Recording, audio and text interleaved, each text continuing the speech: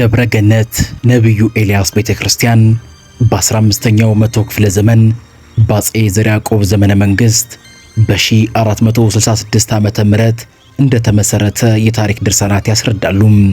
የአሁኑ ቤተክርስቲያን ህንፃ የተሰራው ከየካቲት 15 እስከ ሐምሌ 16 1964 ዓመተ ምህረት በሁለተኛው የኢትዮጵያ ጳጳስ በአቡነ ቴዎፍሎስ ፓትርያርክ ርዕሰ ሊቃነ ጳጳሳት ዘኢትዮጵያ የግል ገንዘብ መሆኑን አንዳንድ ታሪክ አዋቂዎችና የታሪክ ድርሳናት ያስረዳሉ።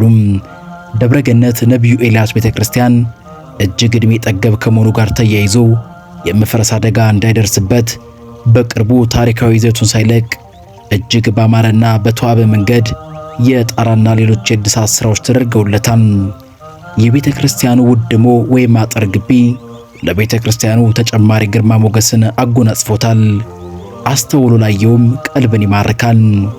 በደብረ ገነት ኤልያስ ቤተ ክርስቲያን ለደብሩ አስተዳዳሪዎች የሚሰጥ የማዕረግ ስያሜ ድምሃነ ገነት የሚል ሲሆን ትርጓሜውም የገነት መሃል ወይም ራስ ማለት ነው። ይህ ስያሜ የራሱ የሆነ ትርጓሜ ሲኖሩት በሌሎች አብያተ ክርስቲያናት እንደማይሰጥ አባቶች ይገልጻሉ። በዚህ ቤተ ክርስቲያን የሚገኙ ድሮ ሰዎች እንደነበሩ በአፈ ታሪክ የሚታመኑ ሁለት ድንጋዮች አሉ።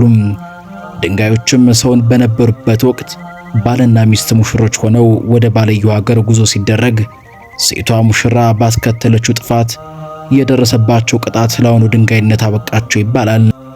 ድንጋዮቹ በመጠንና ቅርጽ እጅግ የተለያዩ ናቸው። ህብረተሰቡ በተለይም በበዓል ሰዓት በተለምዶ ሴት እየተባለች የምትጠራውን ድንጋይ ለማንሳት የተለያዩ ሙከራዎችን ያደርጋል። ድንጋዩን በማንሳትም ህብረተሰቡ የተለያዩ አንድምታዎችን ወይም ትርጓሜዎችን ሲሰጥ ይስተዋላል።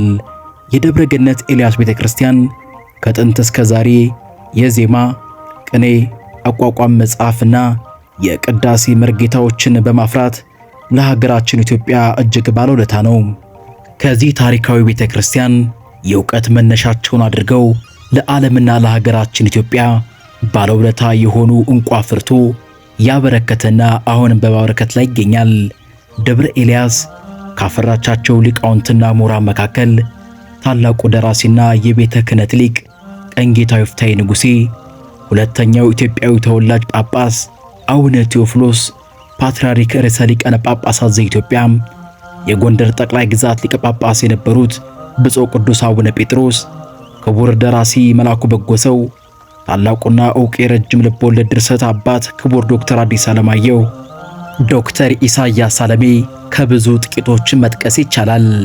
ደብረ ገነት ነብዩ ኤልያስ ቤተክርስቲያን በአሁኑ ወቅት የአገር ባለውለታ ዕውቁ ደራሲና የቤተ ክህነት ሊቅ ቀኝጌታ ይፍታይ ንጉሴ አጽም ያረፈበት ታሪካዊ ቦታ ነውና በርካታ ሊቃውንትን ያፈራው ቤተክርስቲያኑ በአሁኑ ወቅትም 5 ጉባኤያት በርካታ የአብነት ተማሪዎችን በማስተማር ላይ ይገኛል።